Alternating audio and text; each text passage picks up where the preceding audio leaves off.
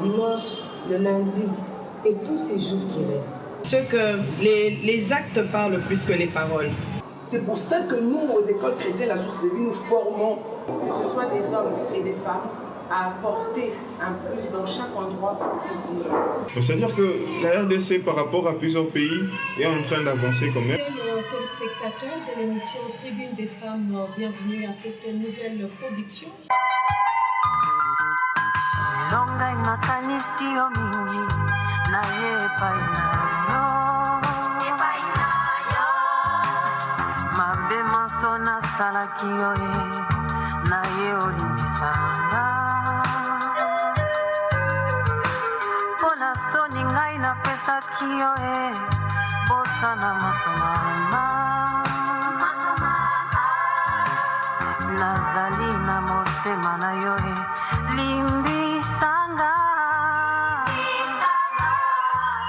Fidèles téléspectateurs de l'émission Tribune des femmes, bienvenue à cette nouvelle production. Nous sommes au mois de mars, un mois dédié à la femme, et à travers le monde, les activités, les célébrations se font de partout, notamment ici en RDC, où les femmes célèbrent cette journée de la femme et ces mois des femmes durant tout le mois de mars à travers des conférences, des descentes sur terrain et beaucoup d'autres organisations. Et aujourd'hui, nous avons choisi dans cette émission de vous parler de la femme enseignante et comment elle, dans son domaine, elle célèbre cette journée dédiée à la femme. Et aujourd'hui, nous sommes précisément ici à l'école Source de Vie où nous avons rencontré les femmes enseignantes, quelques encadreurs aussi, et avec eux, nous allons voir quel sens qu'ils donnent tous à cette journée de la femme et l'apport de ce qu'elles font dans la société et pour le développement de notre pays. Sur ce plateau, pour parler de tous ces sujets et de l'apport de la femme éducatrice dans la société congolaise, nous recevons Madame Sandra Mouipataï. Elle est enseignante ici à l'école Source de Vie. Bonsoir Madame. Bonsoir. À côté d'elle, nous avons Madame Perpétue Boulungu. Elle est aussi enseignante. Bonsoir Madame. Bonsoir. Nous avons Monsieur Mwembia Nathan Mwembia, pour vous faire voir que le genre est respecté. Nous ne sommes pas des féministes sur ces plateaux. Nous avons associé aussi un homme et lui s'appelle Monsieur Mwembia Nathan. Il est ambassadeur des écoles chrétiennes Source de Vie. Bonsoir Monsieur Nathan. Sentez-vous à l'aise sur ces plateaux des femmes, bien que l'émission parle des femmes. On est genré. Cécile Odia est juste à côté de M. Nathan, elle est directrice de l'école maternelle.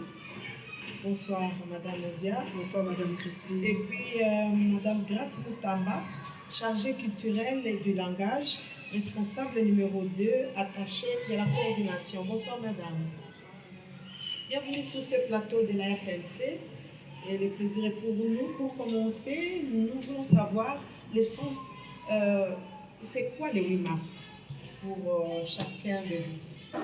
Pour moi, nous appelons au 8 mars parce que c'est une journée internationale où les femmes se sont dit que nous devons nous lever et réclamer nos droits.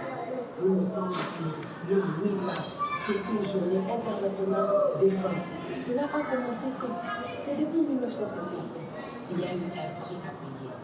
Et quand nous retournons un peu en arrière, en 1929, 1922, il y a des femmes qui ont été tuées pour réclamer leurs droits et leur liberté.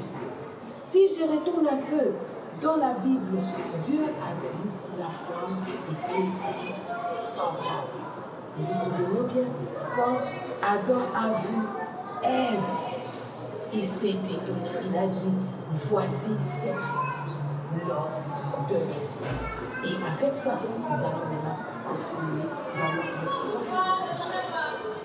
Voilà, vous avez à compléter. Oui, moi je dirais que pour le 8 mars, c'est parce que c'est un jour où le monde entier a reconnu ses valeurs, ses potentiels qui se trouvent dans la femme.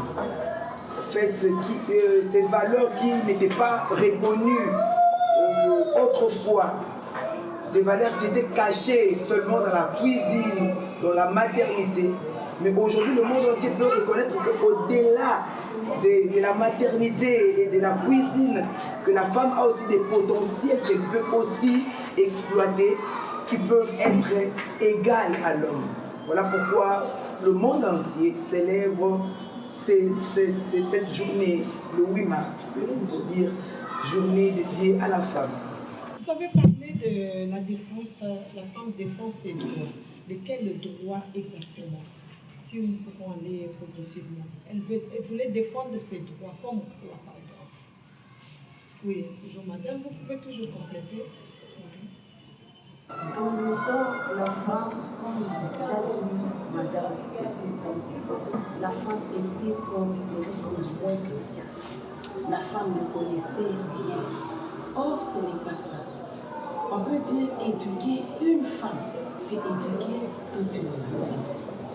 Lorsque la maman est bien éduquée, elle va le transmettre dans ses enfants. On ne peut pas dire seulement que ce sont les hommes qui connaissent les droits, mais tous ces droits-là que les hommes connaissent, les femmes aussi les connaissent, les transmettent dans les enfants. Et souvent, les papas disent qu'un enfant évolue très bien, c'est le papa qui l'a bien encadré. Mais quand il y a un échec, on dit c'est la maman qui a mal encadré. Non, nous disons non à cela. Nous disons non à cela. Parce que éduquer, encore une fois, éduquer une femme, c'est éduquer une nation. Ce que l'homme peut faire, la femme aussi peut le faire. Si nous allons plus loin, nous avons des topographes, des hommes, ceux qui s'occupent de construction de routes. On avait des hommes dans le temps, mais aujourd'hui, nous avons des femmes. Nous avons des géologues. Dans le temps, c'était toujours des hommes, mais aujourd'hui, nous avons aussi des géologues femmes. Pour dire que ce que l'homme peut faire, la femme aussi est capable. Parce que quand Dieu a créé l'homme, il a dit c'est une aide semblable. Il n'a pas dit qu'elle est faible, c'est une aide semblable. À travail égal, salaire égal, le travail que la femme peut faire, l'homme peut faire, mais sur le terrain, parfois, c'est des inégalités. Et comment vous trouvez cela? Vous pouvez jouer le même rôle dans une entreprise avec l'homme comme la femme, mais les salaires, des fois, c'est différent. Tantôt aussi, la femme peut être appelée à la maternité, vous sentez des discriminations, des inégalités. Bon, moi, je pense que ce sont des valeurs, ce sont des cultures que nous devons nous inculquer dans la société, en fait. Puisque nous, moi, je donne l'exemple de nous qui travaillons dans une école chrétienne, qui est appelée les écoles chrétiennes la source de vie. Là-bas, il n'y a pas d'injustice en termes de salaire, il n'y a pas au fait de cette injustice-là. Au fait, la discrimination, il n'y a pas. Là, on voit les compétences, ce sont les compétences qui jouent. Il y a des femmes peut-être qui travaillent mieux, qui sont plus compétentes, qui sont plus travailleuses que les hommes. Alors on le paye par rapport à leurs compétences, par rapport à leur potentiel et non par rapport au salaire. Là, moi, je pense que ce sont des valeurs que la société aussi doit inculquer en elle, de ne pas d'éviter cette discrimination-là. Parce que la femme a aussi des compétences que l'homme peut avoir. Vous parlez de la société, mais l'école aussi peut aider la société à compléter, pouvoir réguler ces déficits-là. Quel rôle joue l'école, et surtout chrétienne? C'est vraiment ça. C'est pour cela que nous disons même que nous, notre vision aux écoles chrétiennes, la source de vie, c'est de créer, de former une nouvelle génération, une génération intègre à la gloire de Dieu. C'est parce que nous voulons changer un peu cette mentalité-là dans les gens. Parce que nous travaillons, notre éducation, c'est une éducation tripartite. C'est-à-dire que nous travaillons la tête de l'enfant, nous travaillons le cœur et puis nous travaillons le main. C'est-à-dire que travailler la tête de l'enfant pour que demain, quand il deviendra responsable, qu'il sache faire au moins cette part de choses. Pour voir que non, normalement, si la femme travaille et l'homme dans une même société, de même droit, ils ont de même droit, il n'y a pas à faire de discrimination. C'est pour ça que nous, aux écoles chrétiennes, la source de vie, nous formons des têtes comme ça, pour qui seront demain une nouvelle génération, pour changer les choses. Madame Grasse. Oui, je voudrais juste compléter justement en disant simplement que cette journée aide aussi à ce que nous poussons en fait, les femmes de sortir de ces limitations dans lesquelles elles ont longtemps subi.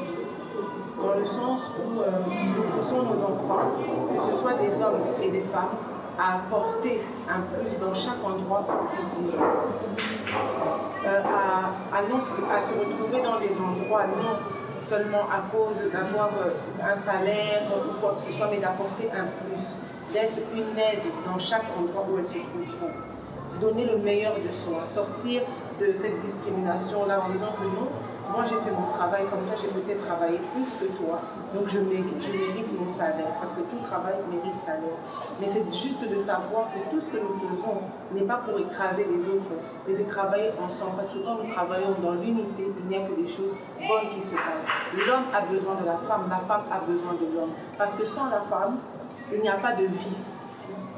Sans la femme, il n'y a pas de vie. Et sans l'homme aussi, il n'y a pas de vie. C'est pour cela que nous devons travailler avec complémentarité. C'est ce que je voulais rajouter. Nous sommes dans une école, nous avons les filles, nous avons les garçons, et c'est la vie de tous les jours. Ce que nous déplorons aujourd'hui, je pense aussi, à mon avis, c'est des défaillances au niveau de la famille.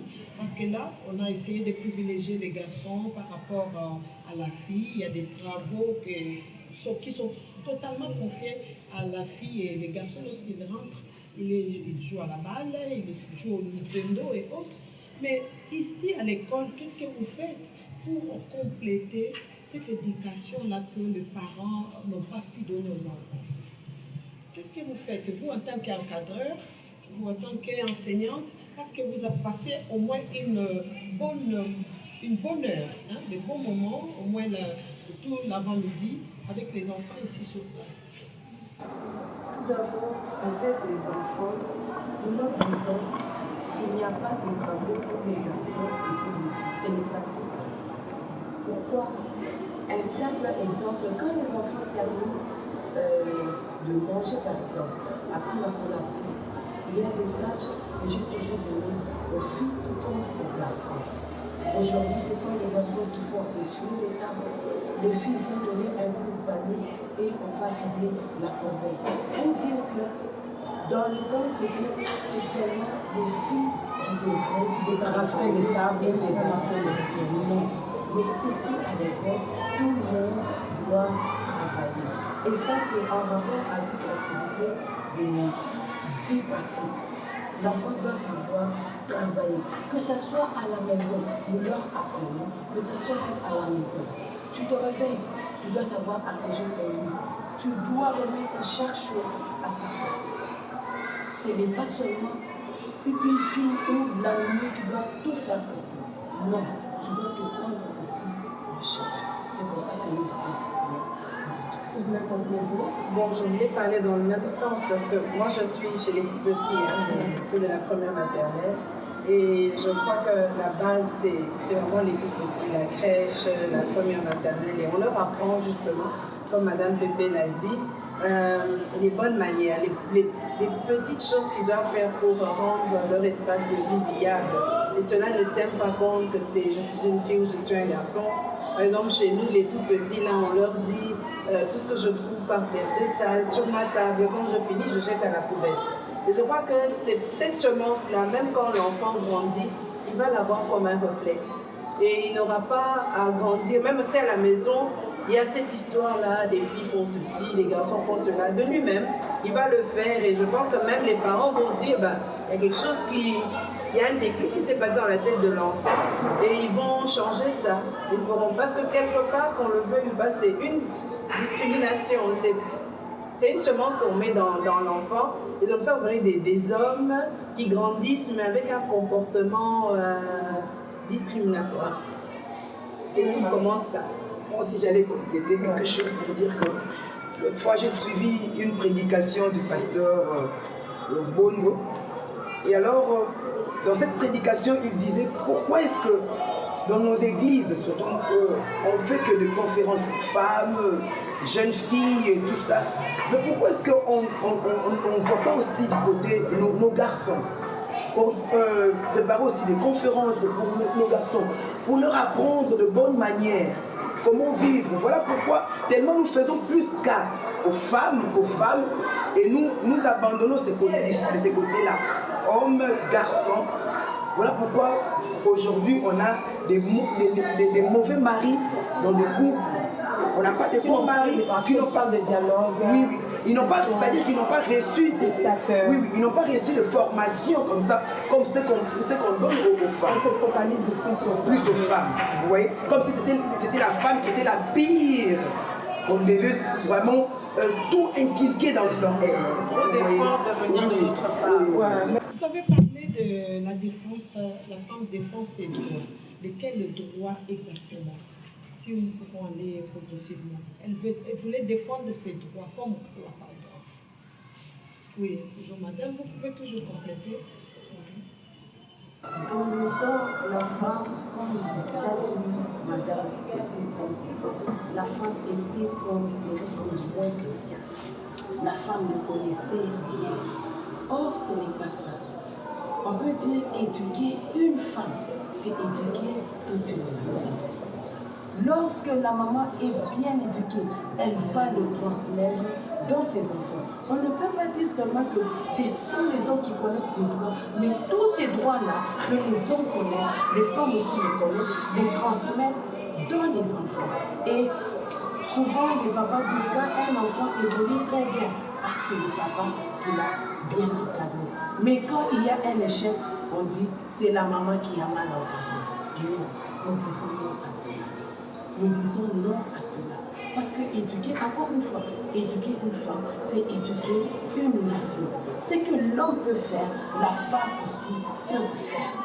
Si nous allons plus loin, nous avons des topographes, des hommes, ceux qui s'occupent de construction de routes. On avait des hommes dans le temps. Mais aujourd'hui, nous avons des femmes. Nous avons des géologues. Dans le temps, c'était toujours des hommes. Mais aujourd'hui, nous avons aussi des géologues femmes. Pour dire que ce que l'homme peut faire, la femme aussi est capable. Parce que quand Dieu a créé l'homme, il a dit c'est une aide semblable. Il n'a pas dit qu'elle est faible, c'est une aide semblable. À travail égal, salaire égal, le travail que la femme peut faire, l'homme peut faire, mais sur le terrain, parfois, c'est des inégalités. Et comment vous trouvez cela? Vous pouvez jouer le même rôle dans une entreprise avec l'homme comme la femme, mais les salaires, des fois, c'est différent. Tantôt aussi, la femme peut être appelée à la maternité, vous sentez des discriminations, des inégalités. Bon, moi, je pense que ce sont des valeurs, ce sont des cultures que nous devons nous inculquer dans la société, en fait. Puisque nous, moi, je donne l'exemple de nous qui travaillons dans une école chrétienne, qui est appelée les écoles chrétiennes la source de vie. Là-bas, il n'y a pas d'injustice en termes de salaire, il n'y a pas au fait de cette injustice-là. Au fait, la discrimination, il n'y a pas. Là, on voit les compétences, ce sont les compétences qui jouent. Il y a des femmes peut-être qui travaillent mieux, qui sont plus compétentes, qui sont plus travailleuses que les hommes. Alors on le paye par rapport à leurs compétences, par rapport à leur potentiel, et non par rapport au salaire. Là, moi, je pense que ce sont des valeurs que la société aussi doit inculquer en elle, de ne pas d'éviter cette discrimination-là. Parce que la femme a aussi des compétences que l'homme peut avoir. Vous parlez de la société, mais l'école aussi peut aider la société à compléter, pouvoir réguler ces déficits-là. Quel rôle joue l'école, surtout chrétienne? C'est vraiment ça. C'est pour cela que nous disons même que nous, notre vision aux écoles chrétiennes, la source de vie, c'est de créer, de former une nouvelle génération intègre à la gloire de Dieu. C'est parce que nous voulons changer un peu cette mentalité-là dans les gens. Parce que nous travaillons, notre éducation, c'est une éducation tripartite. C'est-à-dire que nous travaillons la tête, de l'enfant, nous travaillons le cœur et puis nous travaillons le main. C'est-à-dire que travailler la tête de l'enfant pour que demain, quand il deviendra responsable, qu'il sache faire au moins cette part de choses pour voir que non, normalement, si la femme travaille et l'homme dans une même société, de même droit, ils ont de même droit, il n'y a pas à faire de discrimination. C'est pour ça que nous, aux écoles chrétiennes, la source de vie, nous formons des têtes comme ça, pour qui seront demain une nouvelle génération, pour changer les choses. Madame Grasse. Oui, je voudrais juste compléter justement en disant simplement que cette journée aide aussi à ce que nous poussons en fait, les femmes de sortir de ces limitations dans lesquelles elles ont longtemps subi. Dans le sens où nous poussons nos enfants, que ce soit des hommes et des femmes, à apporter un plus dans chaque endroit où ils iront. À se retrouver dans des endroits non seulement à cause d'avoir un salaire ou quoi que ce soit, mais d'apporter un plus, d'être une aide dans chaque endroit où elles se trouveront.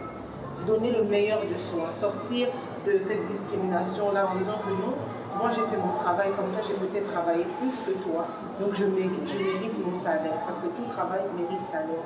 Mais c'est juste de savoir que tout ce que nous faisons n'est pas pour écraser les autres, mais de travailler ensemble, parce que quand nous travaillons dans l'unité, il n'y a que des choses bonnes qui se passent. L'homme a besoin de la femme a besoin de l'homme, parce que sans la femme, il n'y a pas de vie. Sans la femme, il n'y a pas de vie. Et sans l'homme aussi, il n'y a pas de vie. C'est pour cela que nous devons travailler avec complémentarité. C'est ce que je voulais rajouter. Nous sommes dans une école, nous avons les filles, nous avons les garçons, et c'est la vie de tous les jours. Ce que nous déplorons aujourd'hui, je pense aussi, à mon avis, c'est des défaillances au niveau de la famille. Parce que là, on a essayé de privilégier les garçons par rapport à la fille. Il y a des travaux qui sont totalement confiés à la fille, et les garçons, lorsqu'ils rentrent, ils jouent à la balle, ils jouent au Nintendo et autres. Mais ici, à l'école, qu'est-ce que vous faites pour compléter cette éducation-là que les parents n'ont pas pu donner aux enfants? Qu'est-ce que vous faites, vous, en tant qu'encadreur, vous, en tant qu'enseignante, parce que vous avez passé au moins une bonne heure, hein, de bons moments, au moins tout l'avant-midi, avec les enfants ici sur place. Tout d'abord, avec les enfants, nous leur disons qu'il n'y a pas de travaux pour les garçons et pour les filles. Ce n'est pas ça. Pourquoi? Un simple exemple, quand les enfants terminent de manger, par exemple, après la collation, il y a des tâches que j'ai toujours données aux filles tout comme aux garçons. Aujourd'hui, ce sont les garçons qui font essuyer les tables.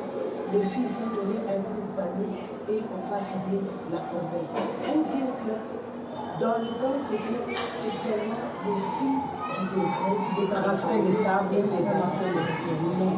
Mais ici, à l'école, tout le monde doit travailler. Et ça, c'est en rapport avec l'activité des filles pratiques. L'enfant doit savoir travailler, que ce soit à la maison, nous leur apprenons, que ce soit à la maison. Tu te réveilles, tu dois savoir arranger ton lit, tu dois remettre chaque chose à sa place. Ce n'est pas seulement une fille ou la nuit qui doit tout faire pour toi. Non, tu dois te prendre aussi en charge. C'est comme ça que nous vivons. Bon, je voulais parler dans le même sens parce que moi je suis chez les tout petits, ceux de la première maternelle, et je crois que la base c'est vraiment les tout petits, la crèche, la première maternelle, et on leur apprend justement, comme Madame Pépé l'a dit, les bonnes manières, les petites choses qu'ils doivent faire pour rendre leur espace de vie viable. Et cela ne tient pas compte que je suis une fille ou je suis un garçon. Par exemple, chez nous, les tout petits, là, on leur dit tout ce que je trouve par terre de sale, sur ma table, quand je finis, je jette à la poubelle. Et je crois que cette semence-là, même quand l'enfant grandit, il va l'avoir comme un réflexe. Et il n'aura pas à grandir, même fait à la maison, il y a cette histoire-là, des filles font ceci, les garçons font cela. De lui-même, il va le faire. Et je pense que même les parents vont se dire, il y a quelque chose il y a un déclic qui s'est passé dans la tête de l'enfant et ils vont changer ça. Ils feront, parce que quelque part, qu'on le veuille ou pas, c'est une discrimination. C'est une semence qu'on met dans l'enfant. Et comme ça, vous verrez des hommes qui grandissent, mais avec un comportement discriminatoire. Et tout commence là. Moi, si j'allais compléter quelque chose pour dire que l'autre fois, j'ai suivi une prédication du pasteur Bondo. Et alors, dans cette prédication, il disait pourquoi est-ce que dans nos églises, surtout, on fait que des conférences pour femmes, jeunes filles et tout ça. Mais pourquoi est-ce qu'on ne voit pas aussi du côté nos garçons, qu'on prépare aussi des conférences pour nos garçons, pour leur apprendre de bonnes manières, comment vivre. Voilà pourquoi tellement nous faisons plus cas aux femmes qu'aux femmes et nous abandonnons ces côtés-là, hommes, garçons. Voilà pourquoi aujourd'hui on a des mauvais maris dans les couples. On n'a pas de bons maris qui n'ont pas de dialogue. Oui, oui. Ils n'ont pas, c'est-à-dire qu'ils n'ont pas reçu ils n'ont pas reçu de formation comme ça, comme ce qu'on donne aux femmes. On se focalise plus aux femmes. Vous voyez, comme si c'était la femme qui était la pire. On devait vraiment tout inculquer dans elle. Trop d'efforts de venir de notre part. Ouais, mais peut-être parce qu'on dit que la famille, c'est la base de la société, que c'est surtout la femme qui reste longtemps pour éduquer les enfants. Mais c'est ça le pour problème. ça qu'on insiste peut-être sur ça. C'est ça le problème, parce que les conseils doivent être non seulement pour la femme, mais aussi pour l'homme. Parce qu'on veut être complémentaire. Ça veut dire que tu attends des efforts de ton conjoint, tu attends des efforts de ta conjointe pour justement être une seule personne. Pas que j'arrive à la maison, moi je dois tout te dire et que toi tu es là. Tu fais rien. En fait, il y a déjà un blocage et c'est de là qu'aussi il y a un manque de communication parce que de quoi est-ce qu'on va parler? Si je suis en face d'un mur où tu attends que tout vienne de ma part, non. Et comment est-ce qu'on va éduquer nos enfants? On doit éduquer nos enfants. Et là, vous avez touché aux hommes. Je vois Nathan déjà vouloir vous attaquer, je ne sais pas, à sa manière. Nathan. Enfin, pas pour attaquer. Également de façon de voir les femmes. Avec les hommes, je suis d'accord avec les si les dames sont en train d'avancer, mais sauf que voilà, l'école a un rôle à jouer. On doit se dire que la RDC des années 60, des années 70, la RDC des années 2000, les choses ont beaucoup évolué, les choses ont beaucoup changé. Les droits de la femme ont quand même beaucoup évolué dans le sens où aujourd'hui on a eu à connaître une femme qui était présidente de l'Assemblée nationale, on a des femmes sénatrices, des femmes députées, des femmes politiciennes, des femmes qui accomplissent des grandes choses dans notre pays, pas qu'en RDC, dans toute l'Afrique. C'est-à-dire que le caractère dictateur qui existait à l'époque est en train de se dissiper petit à petit. C'est plus dans les milieux régulés où le travail reste encore grand, dans le milieu ruraux, on va dire. Déjà dans les centres urbains, on constate qu'il y a une évolution passable. Et de ce fait, moi je pense que la journée du 8 mars est une journée consacrée à la lutte aux droits des femmes. Et souvent il y a des amalgames qui sont faits au niveau de notre pays ici. Les femmes pensent que la journée du 8 mars, c'est une journée où on doit célébrer la femme. Bien sûr, on célèbre la femme, mais c'est plus le droit. Les droits sont perpétuels. Les droits, comme les dames viennent de le dire, c'est prouve que le travail n'a pas encore été fait. Il y a encore du chemin qui doit être suivi. Et nous sommes là, en tant qu'hommes, pour accompagner ce côté-là, cette lutte-là, on va dire. On ne va pas faire, je ne veux pas être misogyne, ou avoir des comportements dictatoriaux envers les femmes. Je pense que ce qu'elle vient de dire est tout à fait légitime. Les droits des femmes doivent être reconnus et par les institutions et par les hommes. En termes de parité, la femme n'est pas l'égale de l'homme. Mais en termes de parité, si les deux... L'égalité des chances. Voilà, l'égalité des chances.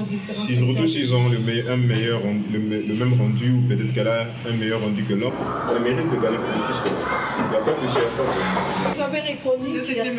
Nathan, l'ambassadeur, un ancien élève de l'école chrétienne nationale. Oui, on va revenir sur cette question, mais terminons un peu cet aspect-là. Il a évoqué tout à l'heure qu'on a connu des femmes ministres, des femmes présidentes du Parlement. Bon, c'est quand même, vous citez, c'est des cas isolés, hein? Un cas, deux cas et tout, pendant tout ce temps, il n'y a qu'eu des hommes dans plusieurs fonctions. Bon, les pourcentages est minime. C'est un travail. Parce que si vous regardez par exemple le taux de scolarisation de la jeune fille des années 60-70, il n'est plus le même aujourd'hui. Aujourd'hui, la jeune fille va à l'école. Avant, c'était quoi? Tu dois te marier, tu dois fonder une famille, tu dois t'occuper de la maison. Mais aujourd'hui, on a des femmes cadres dans plusieurs sociétés, moi j'en connais plusieurs. On a des femmes ministres. Même le chef de l'État actuel a fait de ça une lutte. Si vous constatez dans l'actuel gouvernement, le taux de femmes par rapport au précédent gouvernement, il est de 18%, je pense. Dans les gouvernements précédents, c'était 5, 7%, 10%. Donc c'est-à-dire qu'il y a un travail qui est en train d'être fait. Tout n'est pas encore comme nous le voulons, mais au moins il y a un travail, il y a du progrès. Et ça, il faut le reconnaître. Il ne faudrait pas que nous soyons dans un déni ou dire que non, rien n'a changé. Les choses changent, les choses évoluent, peut-être pas comme en France. Même en France, il y a encore du travail qui est en train d'être fait. Vous voyez, ouais. Même aux États-Unis, il y a des sondages qui disent que les Américains ne sont pas prêts à voir une femme devenir présidente. Il y a des sondages qui sont là. Si vous allez dans des pays arabes, là c'est catastrophique, c'est pire là-bas. Les femmes n'ont pas le droit de conduire, les femmes n'ont pas le droit de se promener à visage découvert. Donc c'est-à-dire que la RDC par rapport à plusieurs pays est en train d'avancer quand même, et ça, pour ça je pense que nous devons être fiers de nous et continuer à travailler. Et donc en vous entendant parler, c'est quand même normal que les femmes puissent célébrer cette journée internationale de défense de ses droits. Dans la méditation. Dans la méditation. Oh, mais pourquoi dans la méditation? Parce que le travail continue. Oui, la femme, moi je pense qu'elle doit être célébrée tous les jours. La femme fait du travail, c'est pas que le 8 mars ou le 9 mars qu'on peut remarquer la grandeur du travail de la femme. La femme, c'est tous les jours qu'elle se réveille à 6 heures. C'est tous les jours qu'elle fournit des gros efforts pour nourrir la famille, pour maintenir la famille dans la stabilité, pour maintenir la famille dans le cap. Et ça, je pense que c'est des choses qui doivent célébrer tous les jours. Pas que le 8 mars. C'est vrai qu'on dit le 8 mars, c'est un peu symbolique. Mais du coup, symbolique, les femmes doivent comprendre que c'est...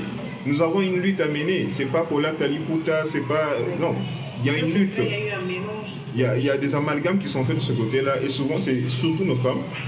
Le 8 mars dernier, on a vu des bars être remplis. On a vu des restos être remplis. Mais les femmes oublient que... Attends, tu célèbres aujourd'hui, mais demain, après, qu'est-ce qui change? Je vais un peu dans son sens. Je pense que le 8 mars, c'est vraiment une journée de méditation et de réflexion. C'est vraiment une journée où on était censé... On réfléchit, qu'est-ce qui a été fait jusque-là, où est-ce qu'on va, qu'est-ce qu'on peut faire, qu'est-ce qu'on peut mener comme action. Parce que c'est vrai, si certaines femmes, pour certaines femmes, elles ont une voix qui peut se faire entendre, mais on a encore d'autres qui, on n'entend pas leur voix, elles sont encore étouffées. Elles aimeraient pouvoir s'exprimer aussi, mais il n'y a pas de possibilité. Voilà pourquoi ce serait important qu'au 8 mars, on s'assied, on réfléchit et on se pose des questions. Allez, je crois que ça c'est bénéfique, c'est plus rentable que de porter un bagne pour rien, que de danser pour rien, de faire n'importe quoi en fin de compte.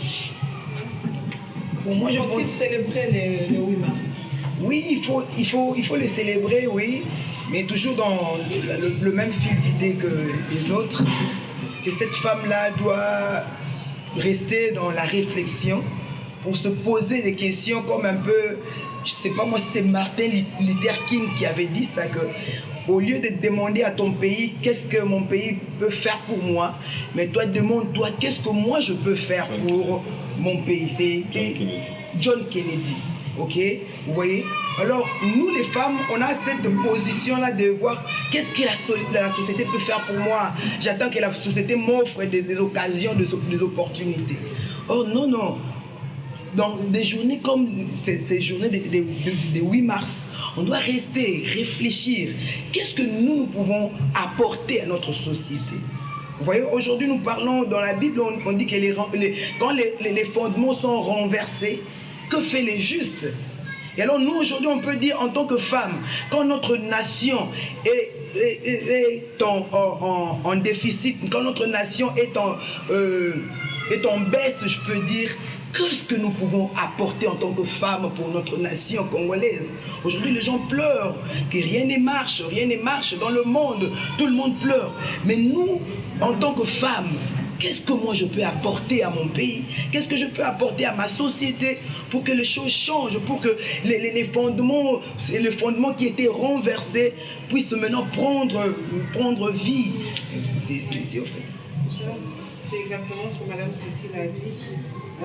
C'est vraiment une journée, je veux dire, c'est un temps pour moi, personnellement, je ne célébrerai pas peut-être dans des boîtes. Bon, chacun fait ce qu'il veut, en vrai. Mais je veux dire, c'est plus... je ne juge personne. Mais c'est vraiment un moment, un jour où il faut vraiment penser à, OK, comme Madame Sandra dit, on a commencé là, on est arrivé là. On regarde qu'est-ce qui se passe dans la société, les fondements qui sont renversés, ceux-ci, ceux-là qui sont contre à certaines choses que nous, en tant que chrétiens, souhaiterons pour la société. Alors, je veux dire qu'il y a des femmes qui se sont levées. Il y a des femmes qui se sont levées et nous aussi nous devons nous lever de savoir que ce jour-là, au lieu que j'aille gaspiller mon argent en faisant un pagne, en payant un couturier, je peux prendre cet argent-là et aller donner ça à des veuves, aller donner ça à des orphelins, prendre cet argent, voilà, poser des œuvres caritatives. Comme par exemple, nous, ici à l'école chrétienne de la source de vie, notre chargée de projet, Madame Marie Vidya Kaninda, a posé un acte qui a été puissant, qui n'a pas été facile, mais elle s'est battue. Et c'est cela que nous attendons de la part de toutes les femmes. C'est quel acte? Elle a posé l'acte d'ouvrir une nouvelle extension gratuite qui se trouve à Mpassa. C'est dans la commune de l'Ansele. Bon, je ne connais pas trop bien encore le Congo, voilà, donc c'est Ansele. Là où nous avons fait une nouvelle école chrétienne à source de vie, où nous donnons exactement les mêmes choses que nous donnons ici dans les écoles de la ville. Nous avons pris cela et elle a été le maître là-bas en passe. Nous donnons l'opportunité à des enfants. Le Seigneur, peut-être nous n'avons pas entendu les cris de ces enfants-là, mais Dieu a entendu. Et il a placé une femme qui est partie chercher ses enfants derrière des montagnes. Donc je veux dire qu'il y a toujours en fait quelque chose à faire pour apporter un plus dans la société. Est-ce que en ce 8 mars, les femmes qui œuvrent dans le secteur de l'éducation ont-elles des préoccupations majeures? Ont-elles des choses qu'elles aimeraient voir changer dans notre pays, par exemple? Oui, comme la mission tout d'abord de l'école chrétienne de la source de vie, c'est de former une nouvelle génération. Une nouvelle génération compétente. Nous avons des enfants qui ont commencé à la source de vie. Madame Cécile a dit, nous avons une formation tripartite. Qui veut dire quoi? Nous enseignons aujourd'hui les enfants. Là, c'est la tête. Et il y a aussi, nous enseignons les enfants avec la tête. Il y a le cœur aussi. Avec le cœur, je peux enseigner l'enfant tout ce que je veux. L'enfant va retenir. Mais s'il est voleur, il reste voleur. S'il est menteur, il reste menteur. Je pense que quand cet enfant-là va grandir, il va amener tout. Il n'y aura personne pour le surveiller. Personne. Parce que si tu lui as déjà dit, voler, ce n'est pas bon. Mentir, ce n'est pas bon. Regarde, les 10 commandements disent ceci. Vous travaillez le cœur de l'enfant avec la parole de Dieu. Quand il va grandir, parce que la Bible dit, enseignez à l'enfant la voie qu'il doit suivre plutôt. Et dès qu'il sera grand, il ne s'en détournera jamais. Quand il va avoir ça, il a déjà la base qui est la parole de Dieu. Même quand il sera dans une banque, il voit qu'ici, il y a quelque chose à voler. Cet enfant sait déjà que déjà, dès le bas âge, on m'avait dit que voler, ce n'est pas bon. Vous allez voir qu'il n'y aura personne pour suivre qui que ce soit. Et tout va se régulariser. Voilà ce que je vois. Mais je pense aussi les encadreurs doivent être modèles parce que les enfants vous imitent. Votre façon de venir à l'école, de vous habiller, de vous coiffer, de parler, de vous tenir debout, peuvent aussi retenir l'attention de l'enfant, je pense. Hein? Oui, alors, qu'est-ce que vous devez faire? Qu'est-ce que les enseignants, les enseignantes doivent faire pour aider les parents aussi? Parce que nous voyons des enfants qui sortent bien habillés, mais en dehors, dans les sacs, il a des petites tenues qu'elles peuvent porter en route. Hein? Je crois qu'on peut regarder. Hein? Oui, je vous regarde. Il y a déjà ce qu'on peut dire. De notre côté, on a un dress code. Ouais. Et parce qu'on est conscient que l'enfant, les actes parlent plus que les paroles. Et on fait un effort vraiment pour que quand l'enfant voit son enseignant, l'enfant peut tirer un modèle et dire non, moi je veux être comme Miss Cécile, moi je veux être comme Miss Sandra. Et on prêche par l'exemple. On prêche vraiment, je crois que c'est ce que je peux dire, on prêche par l'exemple. Oui, madame. C'est dans le même fil d'idée que Miss Sandra, que nous devons d'abord être, premièrement, de modèles des lumières pour nos enfants. Vous voyez, il y a l'apôtre Paul qui dit à Timothée, « Timothée, mon fils, ce que moi je t'ai appris, apprends-les aussi aux autres, afin qu'ils soient capables de eux aussi faire ça comme... » C'est-à-dire, c'est comme si c'est une succession en fait. Nous sommes des maîtres. Il y a notre promotrice qui a toujours l'habitude de nous dire que vous êtes les balongishi. Hein? Balongishi, comme on dit en Chiluba en fait. C'est-à-dire nous sommes des maîtres, nous devons être des modèles, des exemples, des modèles de lumière. Parce que dans notre société, on perd de plus en plus de repères. Oui. Parce qu'il y a des repères négatifs, il y en a aussi de positifs. Donc nous devons être des repères positifs pour nos élèves. C'est-à-dire quand je prêche à mon élève de ne pas faire ceci, de ne pas faire cela, c'est-à-dire qu'il ne doit pas le retrouver en moi. C'est-à-dire que mon comportement, voilà pourquoi même les pasteurs dans nos églises nous prêchent que non, ceux qui prêchent plus, c'est le comportement. Ceux qui prêchent plus, c'est pas ce qu'on dit seulement, mais c'est le témoignage au fait de notre vie. Moi je pense que pour un encadreur, pour tout enseignant, ce qui doit beaucoup plus crier, ce qui doit beaucoup plus primer chez lui, c'est d'abord son témoignage, son comportement. C'est ce que l'enfant va suivre. Parlons maintenant de l'école Source de Vie. Pourquoi Source de Vie? Pourquoi l'avoir appelée Source de Vie? Bon, moi je pense, pas plus que nous sommes au mois de la femme, moi je veux parler en termes de femme. Source de vie, parce que source de vie c'est une mère, et puisque la vision a été donnée aussi par une mère, et quand on voit une mère, nous voyons une source de vie, parce que c'est la mère qui donne naissance à une vie. Vous voyez, c'est la mère qui donne naissance à une vie. Voilà pourquoi nous parlons de la source de vie en termes spirituels, aussi en termes naturels comme ça. C'est une mère qui donne la vie.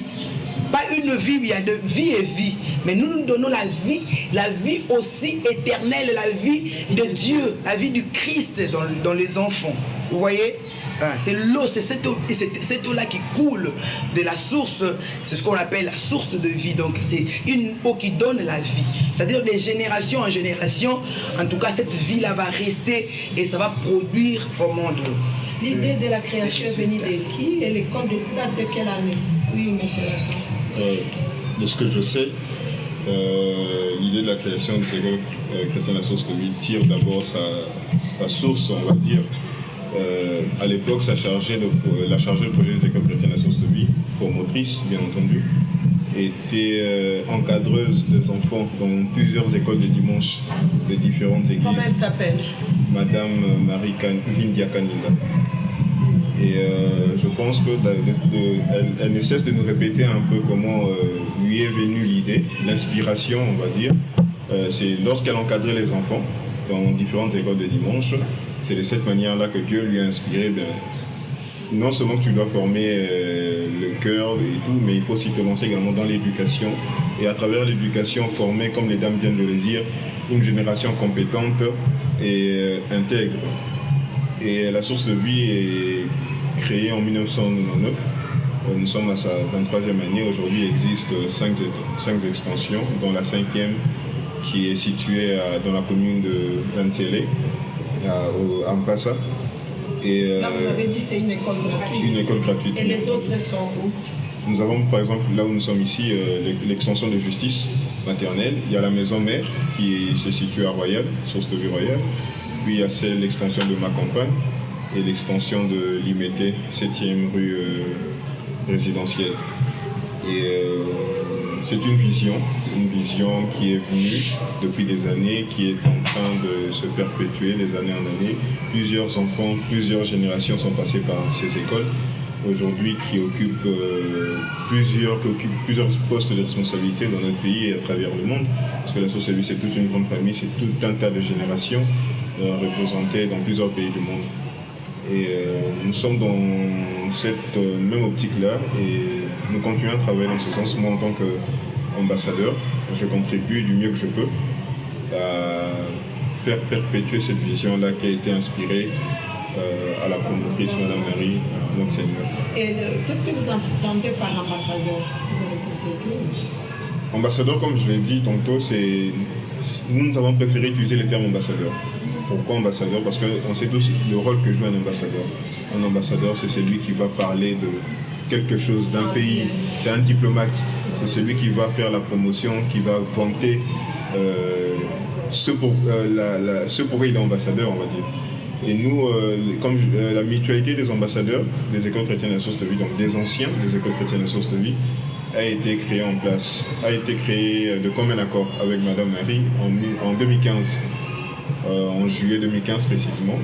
Une mutualité qui a pour but de réunir tous les anciens des écoles chrétiennes à source de vie et de manière à réfléchir comment nous pouvons être utiles à notre école, à notre ancienne école. Oui, nous sommes partis, mais nous sommes toujours là en même temps. Et qu'est-ce que nous pouvons apporter? Comment nous pouvons lui témoigner notre reconnaissance, notre gratitude à cette école qui a fait de nous, qui nous a confié, qui nous a donné cette formation de base, qui nous a permis d'être sur le droit chemin, qui a formé nos têtes, qui a formé nos cœurs et qui a formé nos mains pour nous permettre d'être ce que nous sommes aujourd'hui. Et c'est dans cette optique de choses que nous continuons à travailler avec les autres. C'est tout un réseau d'anciens, intergénérationnels, des différentes générations. Moi, je suis de la 3e ou 4e promotion, mais avant moi, il y avait d'autres générations avec qui nous sommes au sein du réseau. Merci. Madame Perpétue, vous avez à compléter. Oui, je voulais compléter exactement dans le même idée que M. Mouembia concernant la création de l'école d'où est venue cette idée. Madame Marie, elle enseignait, elle encadrait les enfants. Mais elle s'est dit, un jour, tout simplement le dimanche, et quand les enfants restent là, le dimanche, ils écoutent. Mais quand ils retournent à la maison, ils ont écouté le premier jour, ils ont obéi. Le dimanche, le lundi, et tous ces jours qui restent. Elle a encore organisé un autre jour. Et c'était 2 sur 7. Samedi et dimanche. Donc on avait Écodine et Écosam. Et puis elle se dit, les 2 jours ici, oui, les enfants obéissent. Et maintenant les autres jours ici, c'est de là qu'est venue maintenant l'idée de faire une école. Donc la parole continue tous les jours. Au moins là, les enfants sont là à l'école. Ils étudient, bien sûr, il y a la pédagogie et il y a aussi la parole de Dieu. Donc ils sont là le lundi, mardi, mercredi, jeudi. Et en fin de compte, les 7 jours pour Dieu sont là avec la parole de Dieu. Les enfants formés depuis 1999 jusqu'à nos jours, l'impact de ces messages, de cette formation et de cet encadrement chrétien auprès de ces enfants-là, est-ce que vous faites le suivi sur le terrain, vous avez des échos, comment évolue-t-il de nos jours? Elle vient à peine de se marier, les enfants de papa de feu, papa Alain Mouloto étaient aussi ici. Je sais que vous connaissez cette famille. On a plus d'exemples. Je me souviens même, il y a l'un de nos enfants qui est évangéliste. Il n'est pas dit pasteur. Son papa était pasteur, mais lui, il est évangéliste. On a eu l'occasion de se rencontrer en 2018. Il nous a dit, on s'est rencontré avec lui en juin 2018. C'était aux États-Unis, mais il nous a dit au mois de juillet, ils iront au Japon, en Corée du Sud, pour aller évangéliser. Quand je regarde bien cet enfant-là, il s'appelle Merveille Zélie. C'était un grand dérangeur. Mais aujourd'hui, pasteur, un évangéliste, pour ne pas dire pasteur, parce que non pas seulement aux États-Unis, mais il doit quitter les États-Unis pour aller dans un autre continent, vraiment, pour aller annoncer. Le Japon, c'est pas facile, il n'y a pas assez de chrétiens là. C'est ce qui m'a tiqué. C'est vraiment ce qui m'a tiqué. Il dit non, madame, on doit aller au Japon. Corée du Sud. Ça, c'est l'appel de Dieu, donc personne ne peut les stopper. Hein. Et moi, je pense, pour moi, ce que nous faisons, c'est une sémence que nous sémons dans les enfants. Et il n'y a aucune sémence dans le monde qui soit plus gros que cette sémence que nous sémons dans les enfants, ce qui est la parole de Dieu. Alors nous avons des échos. Vous avez parlé depuis 1999. Et alors c'est une sémence qui reste à perpétuité dans les enfants. Puisque ce n'est pas une sémence comme n'importe quelle sémence, mais c'est la parole de Dieu. C'est le fondement qui reste dans les enfants. Donc ce qui fait que même les enfants, ça crée en eux un caractère qui grandissent avec. Les enfants grandissent en sachant que ça je ne peux pas faire. C'est ça que je fais. En tant qu'un enfant, j'ai grandi aux écoles chrétiennes, la source de vie. On m'a enseigné ceci, on m'a enseigné cela par rapport à la parole de Dieu. Alors ils grandissent avec. Alors nous avons des témoignages, même auprès des parents, même auprès de ceux-là qui nous ont déjà quittés. On a toujours des témoignages jour après jour. On a toujours des témoignages pour dire que c'est vraiment une sémence qui reste éternellement dans nos enfants parce que c'est la parole de Dieu. Là, nous sommes en train de chuter déjà vers la fin de l'émission. Un message, un dernier mot par rapport à ce que vous faites, par rapport au mois de la femme, par rapport à votre école. Chacun de vous peut donner un dernier mot. Je commence de gauche à droite. Madame, le dernier Madame mot, je peux dire. Nous allons seulement m'appeler sur notre devise dans 1 Pierre 2, 9. Nous sommes une nouvelle génération, une race élue, un sacerdoce royal, une nation sainte, un peuple acquis, afin que nous annoncions les vertus de celui qui nous a appelés des ténèbres à son admirable lumière. Voilà, nous terminons cette émission par un verset biblique vraiment très bien. Vous venez de les suivre, c'est dans Pierre. Pierre 2. Voilà, nous disons un grand merci à Madame Marie Kaminda, initiatrice de cette école Source de Vie où nous sommes, où nous avons choisi pour vous présenter cette émission Tribune des femmes de ce soir. Une école qui a des valeurs chrétiennes, qui forge nos enfants et qui donne à nos enfants des vrais sens de la vie et de comment se comporter, bien se comporter en société. Vraiment, ça a été un témoignage éloquent. Vous avez suivi tout ce que nos invités ont pu donner sur ces plateaux par rapport à la journée de la femme, par rapport à cette école sur ses débuts, par rapport à tout ce qui a été fait depuis 1999 à nos jours. Et dans cette école, il y a même une école gratuite pour donner les mêmes valeurs chrétiennes et pour former nos enfants sur le cadre de demain de la RDC. Cette école se trouve en passant. C'est vraiment un témoignage éloquent et un geste vraiment à féliciter. Fidèles téléspectateurs, vous nous avez suivis partout, à travers la République, à travers le monde. Le plaisir a été pour nous de vous présenter cette émission Tribune des femmes depuis la source de vie sur la justice. Nous vous remercions pour votre fidèle attention. Nous remercions également nos 5 invités. Nos 5 invités qui sont sur ce plateau. Nous avons reçu Mme Sandra Mpataï, Perpétue Boulungu, Cécile Odia et le seul Nathan Mwebia. Nous avons également reçu Grace Moutamba. Le plaisir a été pour nous de vous le présenter. Prenons rendez-vous avec votre émission le mardi prochain à la même heure, même chaîne.